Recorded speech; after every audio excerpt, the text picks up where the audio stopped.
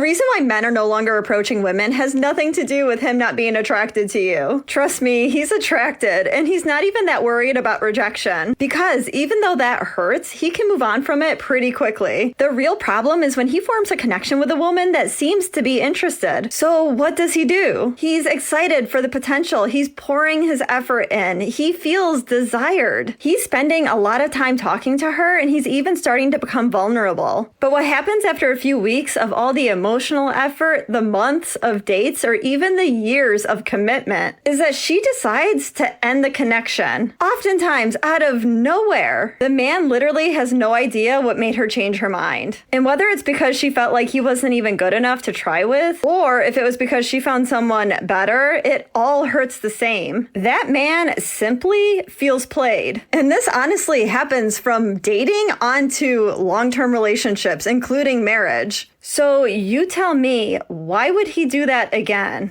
Where did all the good men go? Oh, they're at work, or in their car commuting to work. They might be on their lunch from work, or they're sleeping from doing so much work. Finally, they could be trapped in the nothing box and staring off blankly into the distance as a subconscious distraction from the perilous dread of work. The average man will spend at least 1/3 of his life at work. See, we as a society, majoritively, about 3/4 of us in fact, are still telling men that in order to be valued, they should be able to provide for an entire family on their own, despite the fact that 7 out of 10 wives now earn as much or more than their husbands. So to answer the question, where are the good men with facts, they're spending most of their time burning themselves down at both ends, desperately trying to please people who don't actually need their money as much as they say they do. So I wonder, I really have this theory. If we were more vocal and expressive in valuing men for their presence, for simply being available for us, for being who they are, like we expect people to do for us, instead of constantly telling them that it was better when they just went to war and sent home a paycheck,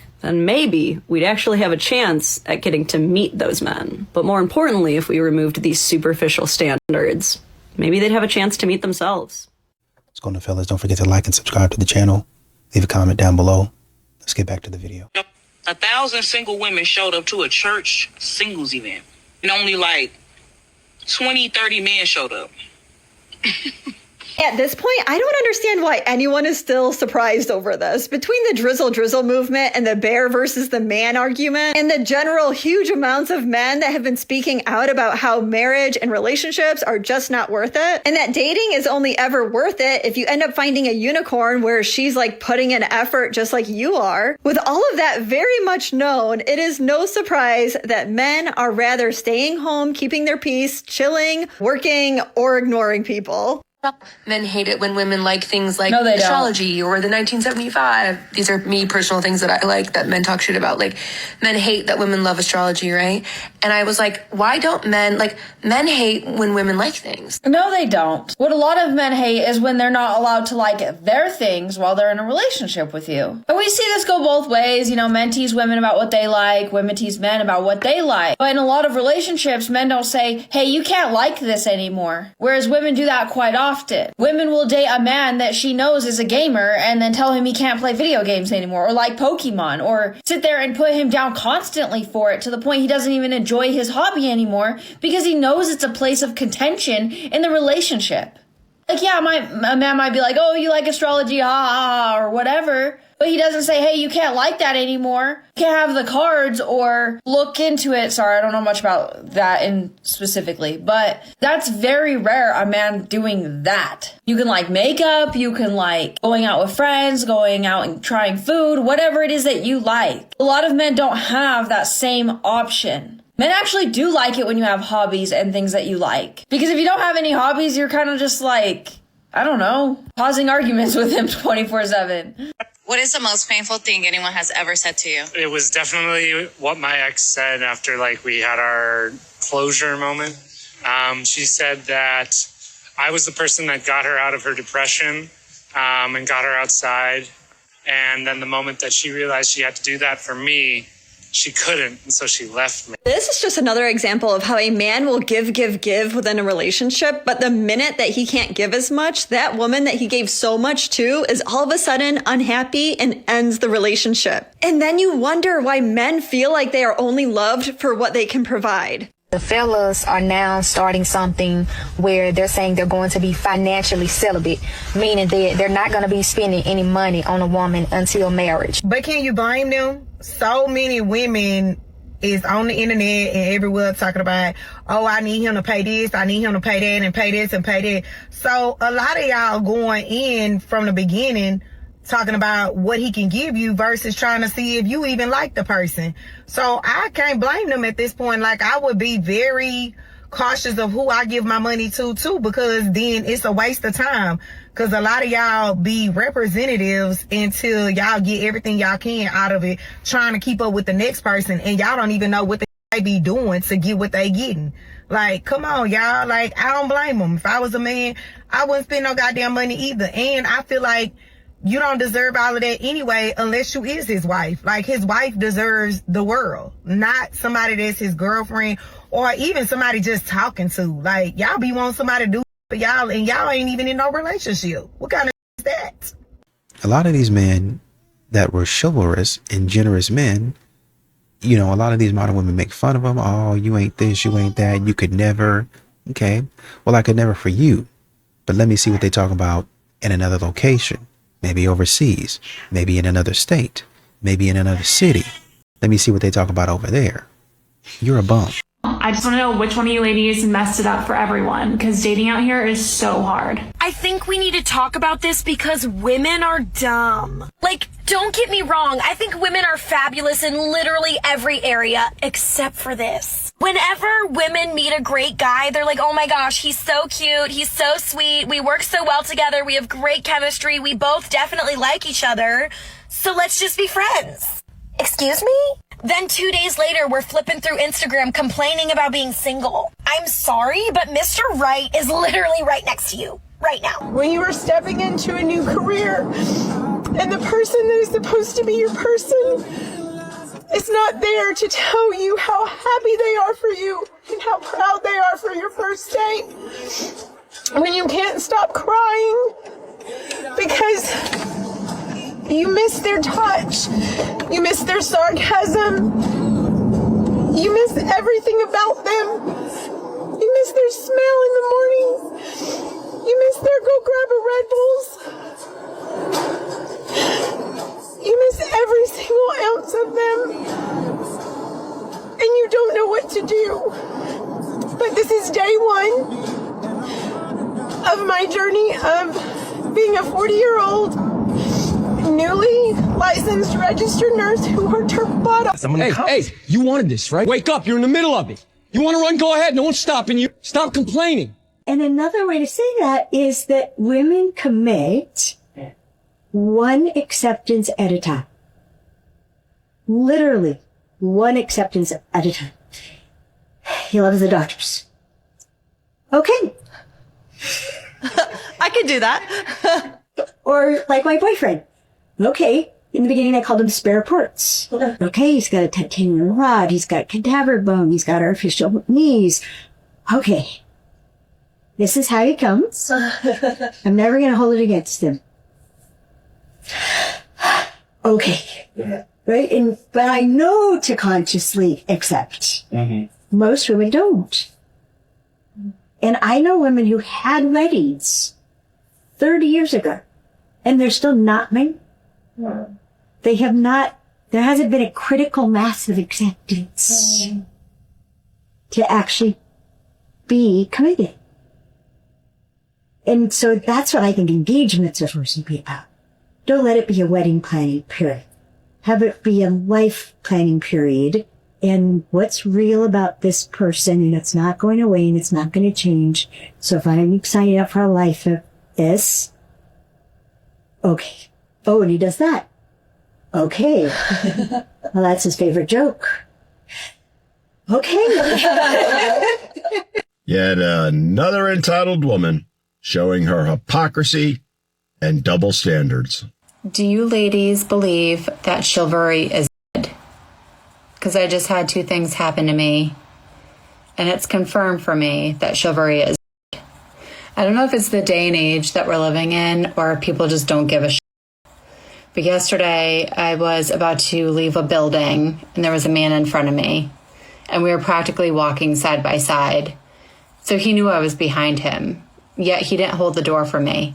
He literally had the door slam in my face. Number one. Number two, today I was getting on an elevator and there was a man standing in the elevator. And since I got on the elevator after he did, he was standing in the back and I was standing in front of him. Anyways, we get to the ground floor and I'm about to exit since I'm in front of him. And what does he do?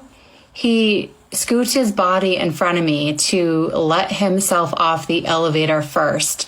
Didn't even occur to him to allow me to exit before him. Not only because I'm a woman, but because I was naturally in front of him, I should have exited first.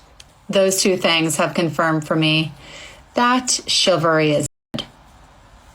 Just no human decency nowadays. There it is, the complete and utter hypocrisy that today's women live by. The ones where they demand equality, demand to be treated exactly the same as men, but only when it suits them.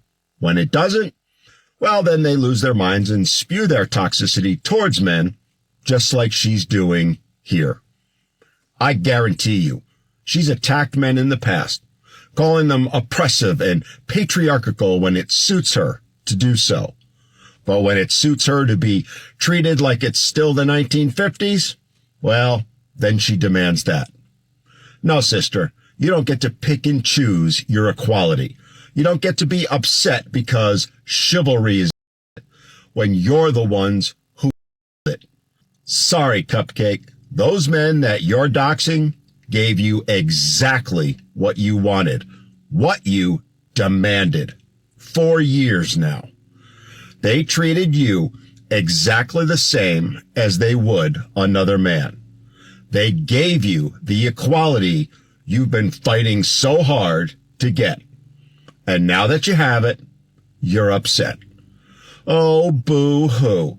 Sorry, darlings. We men ain't playing your silly little games anymore. So you can do what you tell men to do when they don't like something. Sit down, shut up, and deal with it. You know, and one other thing is that yearning requires hope. It requires a possibility. Like, maybe if I do this as a last ditch effort, she will. But that's not really the case because you weren't going to do it in the first place. And so why am I coming out here and, well, just do it. You never know. I do know. I know what the way you act and I know what the pattern of stupidity that you've been engaged in. You're not going to do it. So I'm not even going to come out here embarrassing myself. So I have a local fan club. Not that I want them or anything. I've actually asked this particular person if I could have a list of his minions so I could block everybody. But then again, you can always make a fake account, and my account is completely public, obviously, so you can just go online and see my stuff. With that being said, said person reached out to me and basically called me a double standard, said that like, oh, I thought you advocated for men being able to see their children. Is that not true?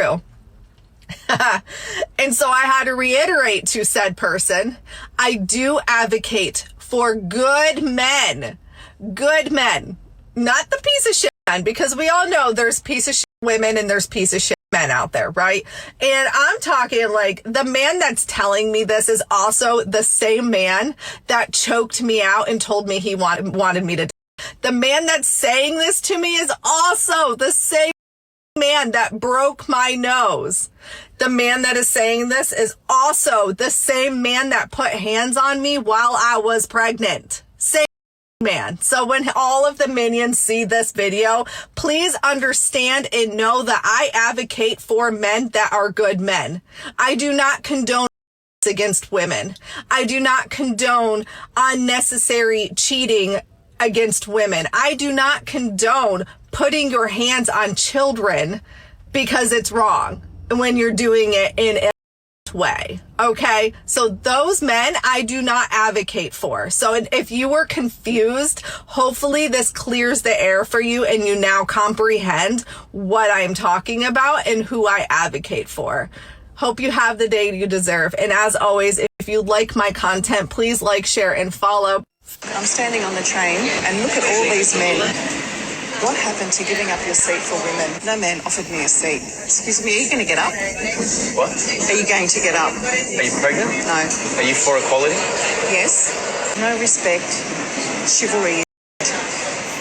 What happened to men giving up their seat for women is equality. It is exactly what so many women have been wanting and asking for. What's even worse than that is the whole idea that we don't need men, that we can do everything on our own, and that we would even pick a bear over running into a man in the woods. But then to be in disbelief that a man is not going to give up his seat, it's a little bit of I want my cake and I want to eat it too kind of energy. With that being said, the reality is that a lot of good men are still going to give their seat. And that's simply because they're not going to let your bad behavior change their behavior. Unless you come with the attitude. You approach them and you demand their seat. And then you give them attitude if they're not giving up their seat. Because that's just entitlement, and he does not want to enable that.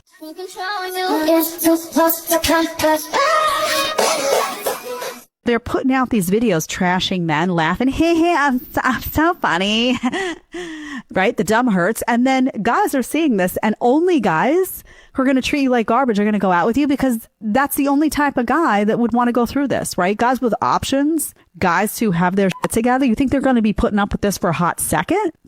No way. They're not going. The only guys that are going to do this are guys that don't have options, guys that they themselves are kind of like, you know, well, she's going to treat me like crap, so I'm going to treat her like crap from second one, and fine, it's still worth it to me. That's who you're getting, honey, because that's what you're putting out there. When you see an attractive man with an average looking, not so attractive woman, you just know there's something wrong with him. I wonder what exactly they mean by that. It couldn't be that they are of the opinion that all men are superficial. Could it? He's likely a very strange person, has a high-pitched voice, something. Right, because attractive men couldn't possibly be actually good people that would be interested in a woman for something other than what she looks like. But when you see a beautiful woman with an unattractive man, you're thinking one of three things. Oh, here we go. He must have a great personality, a lot of money and status, or she's just made a huge mistake. It's not every day when someone actually manages to make both men and women sound bad under the same topic. Because they're insinuating that good-looking men couldn't possibly be interested in a woman that isn't physically very attractive, and they're also insinuating that women are so materialistic that there actually must be something in it for them, or else they wouldn't be interested. It's actually quite something, really. Stupid. They be like, they want a rich man. Rich men don't. Ain't no rich dude sitting around like, I wonder what Keisha with them 3 kids is up to. I feel like changing a life today. It don't happen. It's unreal. You know what? And women try to guilt us in. Talking about, you like, when they have kids, you know, 2 kids, 3 kids, or however many kids they have. Which is not a problem. It's not a problem, but you can't guilt a man talking about he ain't no man if he can't take care of you and your kids. I mean, what? Where they dad at? Why is that a big problem when you ask where they dad at? Right. What was your last guy like? Black. For real? Yeah. Why you say it like that? Well, why'd you say it like that? Like black? Because I feel like you're trying to find an answer. I was just curious. Yeah, black. You know, men ignore, modern women think that men are playing games, but they're not really at all. You know, I'm not ignoring you because I don't like you. I'm ignoring you and I'm going about my way because every time I try to give you attention, it gets weaponized. You turn my attention into content. You try to screenshot my stuff and put it in a group chat. And I learn from you and the way that you act that giving you this type of attention is too much for your brain. And so I stopped doing it. The rise of feminine men has led to masculine women. Let me explain. When men don't approach women in public places like coffee shops, it forces women to drop into one of 2 roles. The first role is she's just going to sit there and she's going to succumb to her singledom because she doesn't want to be the man and approach you if she thinks you may potentially be interested in her. The second role is her stepping into the role that the guy is usually supposed to. Her asking you out. And this is definitely happening more. I see more women asking out more men than ever before in my friend groups and clients, etc. But the thing is, men, that women don't want to ask you out because courtship and approaching are typically things that gentlemen do. And the worst thing that you can do as a guy is force a woman to act like a man. If a woman tells you that a man is not leaving her alone, trust, he's not leaving her alone. But if a man tells you that a woman is not leaving him alone, trust, he's the one not leaving her alone. I still have moments where I stop and I'm like, is this really my life? My book is officially out. And it's not just a book, it is obedience in printed form. Insight for the Christian Wife is a devotional that I wrote after walking through real marriage, real mistakes, and real healing. I started with wives because change does not begin with control. It begins with conviction before God. And husbands, this matters to you too. Strong marriages are built when both people are growing, serving, and choosing each other on purpose. More will be coming for men and couples. This is just the beginning. I was once a scared single teenage mother who never imagined her story could be used for anything good. But God was not finished. If you are holding on to a dream that feels delayed, forgotten, or impossible, do not let go. God's plan does not expire. And to my husband, thank you for believing in me when I doubted myself, for pushing me to chase the dream that God placed on my heart. This book is proof that redemption is real, healing is possible, and obedience still changes lives. Let me tell you why there are no good men out there. So many women that come to me saying they've lost hope with dating, that they've given up on men, that there are no good men out there. While I get it, I used to believe the same thing. What is actually happening is not that there are no good men out there. What is happening is that you believe that there are no good men out there. All the good men are taken, that you're fed up and tired of men. So because you believe that to be true, what is actually happening is your reticular activating system, which is a set of neurons located at the brainstem that is responsible for filtering information from the external world and takes about 2 million bits of information and filters it down so that way it's only taking in what is going to validate your internal representational system, which is your beliefs, your values, your habits, what you've seen as the history, your inner child programming,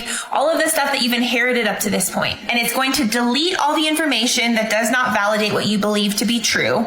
It's going to distort the external information in order to make it true to what you believe, or it's going to generalize the information to make it believe what you believe to be true, your internal representational system, which is right now you believing that there are no good men out there. So the filtration system is actually filtering out, deleting any good men, any available men, any men that are ready to settle down. It's going to distort your perception about how you see men.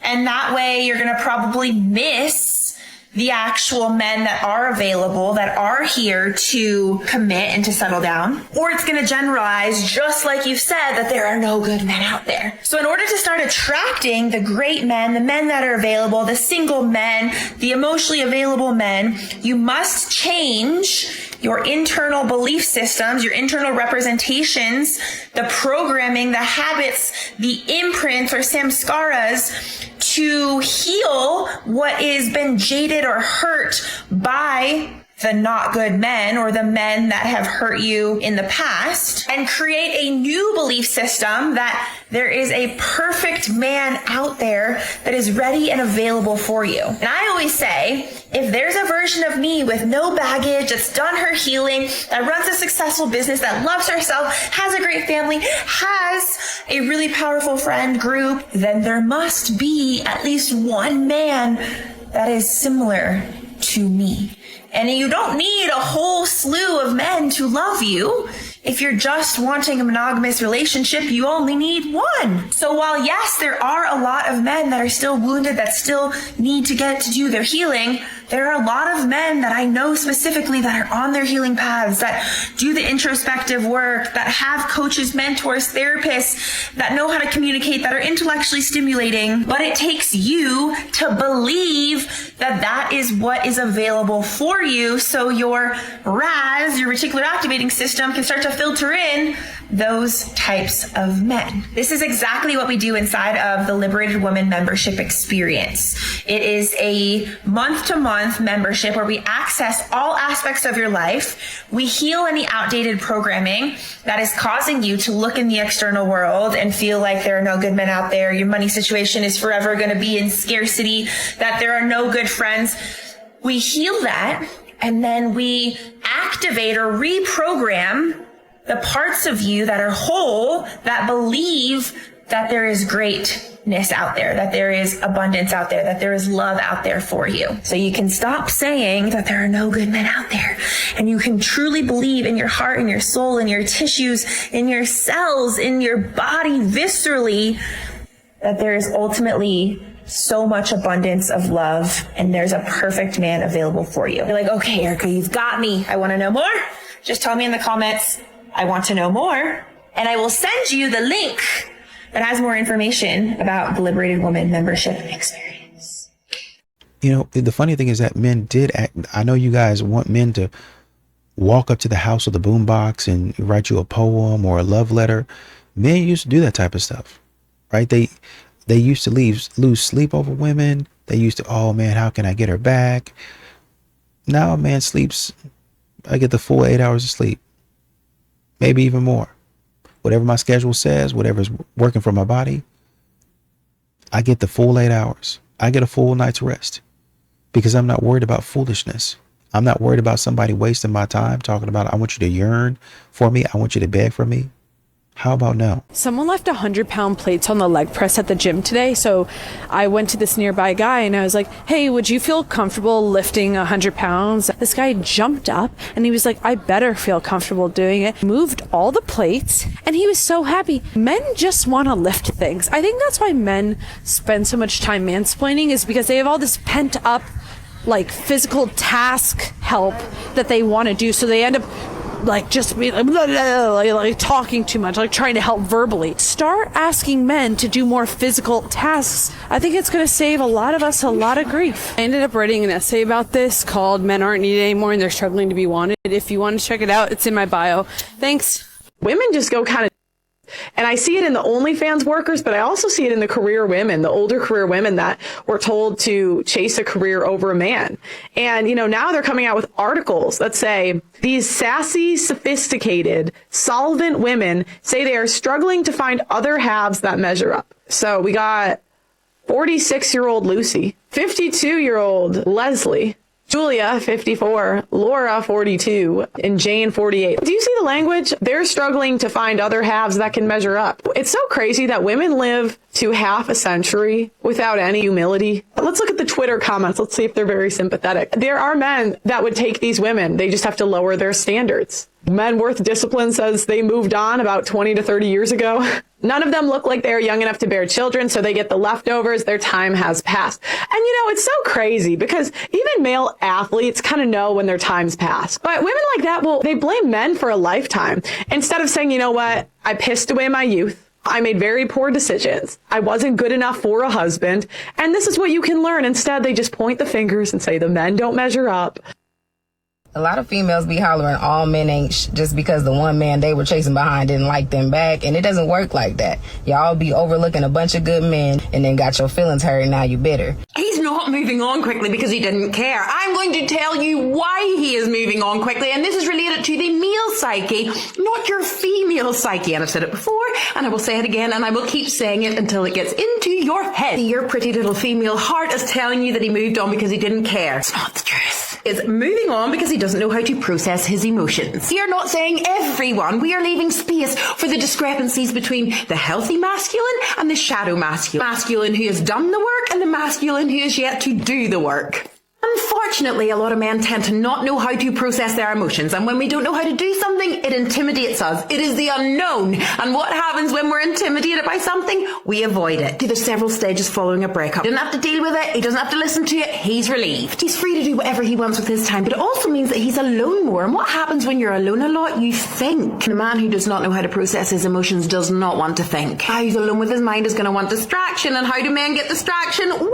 He's going to want to text women, he's going to want to chat to women, he's going to want to fill that space with women. Yes, all of those girls he told you he was not attracted to, he's going to add them, and he's going to add them fast. To start a relationship as he goes on shaky ground, and what does he want? He wants to feel good. So how can he do that? He can get a girl that he can guarantee will say yes. He doesn't want a girl like you that he has to work for. He just wants it easy. He just wants to hear the message that he got her without trying. Does he do that? Those girls. He's also going to do all those things that he didn't do so much when he was with you. He's going to go out with the guys. He's going to feel like one of the lads again. And what do the lads do? They go out and they talk to girls. There's a little bit of a theme emerging here. When he feels that relief stage dissipating, he might, I don't know, secure a girl for a while. It's going to feel good. And you know what's going to happen after that? I realize she's also a female. He's going to realize that all those things about you were not a problem. He just had a problem dealing with females. He's going to realize that the grass isn't always greener. He's going to start reflecting, reminiscing, remembering good times with you. He's going to start to reminisce, and he's going to start to feel. Feeling may even come some processing. Starting to ask himself questions like, was I too impulsive? Was I too rash? Did I mess up? See, you asked yourself all that stuff at the beginning. You asked yourself the questions. You reflected. You felt. You processed. All the while he was sprinting out of there. He was always going to have to process it sometime, no matter how long he thought he could run. Some men take months to process. Some men take years. Some run so long that they hope they will never have to process it. But do me a favour. Go to the bar. Find that man in the bar still,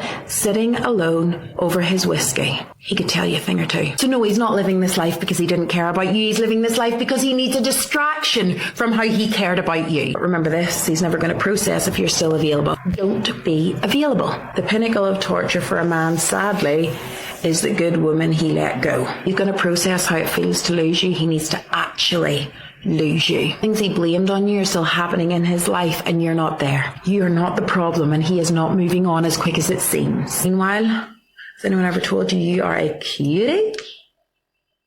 Sometimes women be so happy just to be around. You don't even realize you talking to the not the little homie. You talking to the little homie, so that's why when they invite you out, you got to be like, okay, well, let's go kick it. I don't even want to go to dinner because I need to see if they sending you to the store for Black & Milds. We need to know what's going on. I need to make sure you're not the little errand boy. But that's why I say, that's why it's like sometimes you need to really even figure out if you like this person. Yeah. Is there even a connection? You know, so I feel like we need to stop wanting to be around and have our own motion. I mean, we've kind of like lost that. We talked about that a few weeks ago, how like if you get on TikTok or whatever, everybody is so like, oh, to attract this type of man, you have to do X, Y, Z. What about being attracted to yourself and feeling good about yourself? Or what do they have to do to attract us?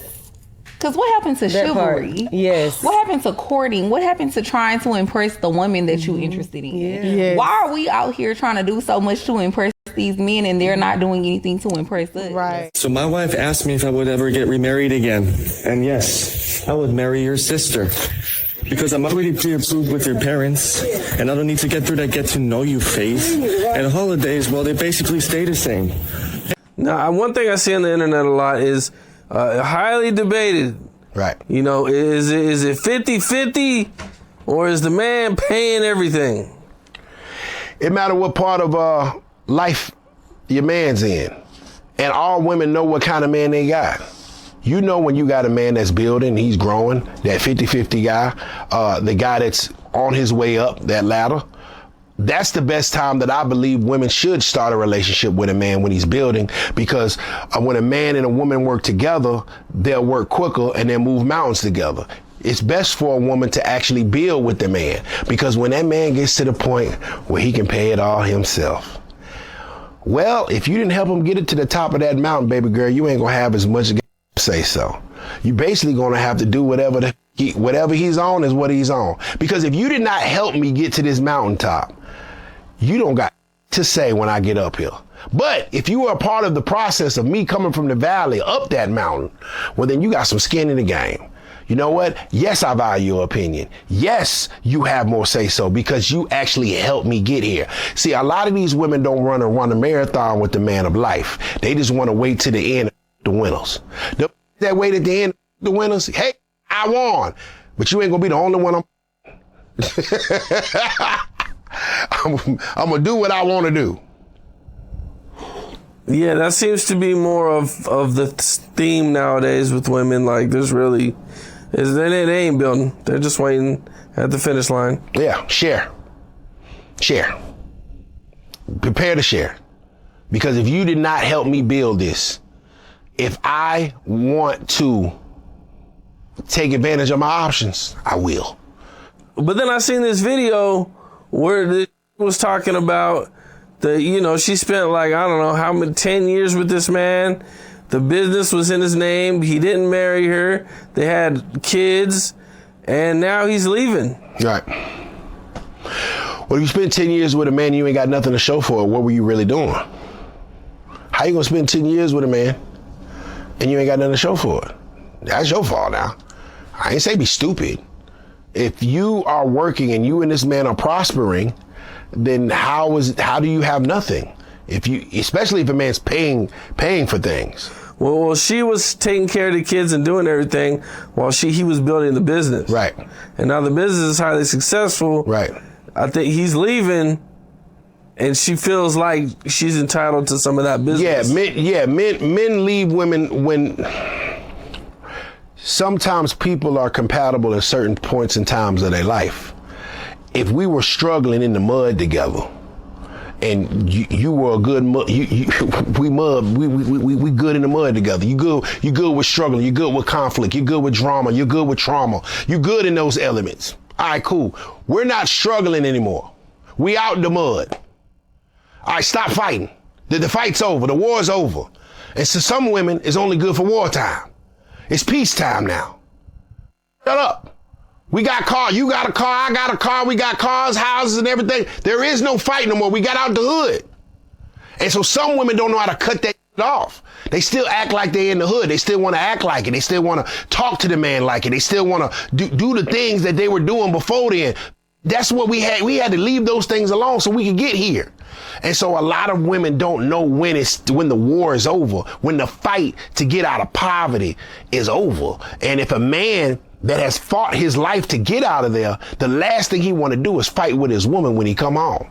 And so they grow apart because her mind is still in the trenches and his mind is looking to the next thing. Wash your hair, read a book, but most importantly, tell someone's dust daughter to shut the up today. Okay? I love you, bestie.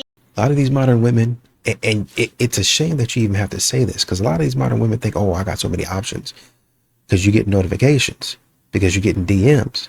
But what you don't understand is that DM is not necessarily a commitment, right? Your phone be empty.